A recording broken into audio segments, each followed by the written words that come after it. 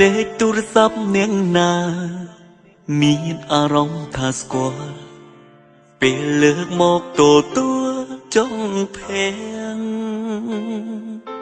សំលេងមនុស្សធ្លាប់ស្គាល់ខលមកប្រាំថានឹកខ្លាំងបងកែងស្ងៀមមិនហ៊ាននិយាយរឿងដែលហួងកន្លងបងក៏ចិត្តភ្លេចដែរ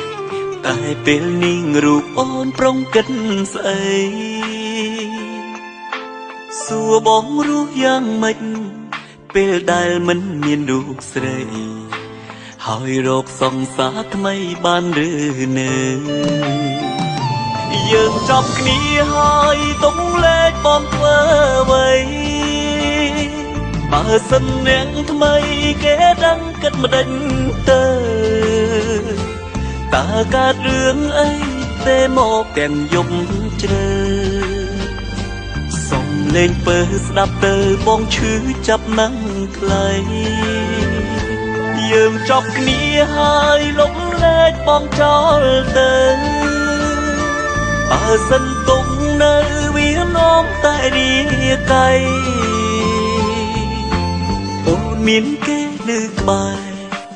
បងក៏ចិត្តភ្លេចថ្លៃផ្លូវយើងដើរទីទៅហើយ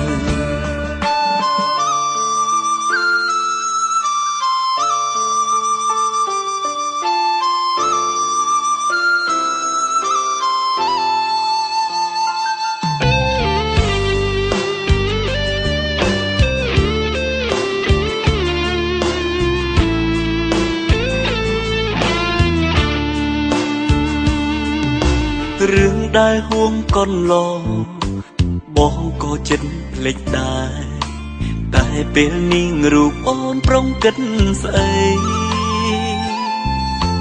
សួរបងរស់យ៉ាងម៉េចពេលដែលមិនមានរូបស្រីហើយរកសង្សារថ្មីបានឬនៅ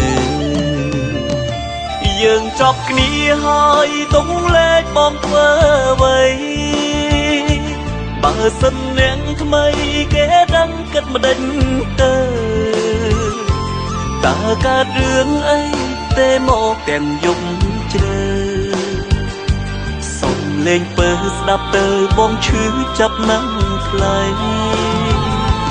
យើងចប់គ្នាហើយលំលែកបងចោលទៅបើសិនទុំនៅវានាំតែរាកៃអូនមានគេនៅក្បែរបងក៏ចិត្តភ្លេចថ្លៃផ្លូវយើងដើរទីទៅហើយយើងចប់គ្នាហើយទុកលេខបងធ្វើអ្វីបើសិននាងថ្មីគេដឹងគិតម្ដេចទៅតើកើតរឿងអីទេមកទាំងយប់ជ្រៅសុំលេងពើស្ដាប់ទៅបងឈឺចាប់ណាំងថ្លៃយើងចប់គ្នាហើយលុបលេខបងចោលទៅបើសិនទុកនៅវានាំតែរាកៃអូនមានគេនៅក្បែរបងក៏ចិត្តភ្លេចថ្លៃផ្លូវយើងដើរទីទៅហើយផ្លូវយើងដើរទីទៅហើយ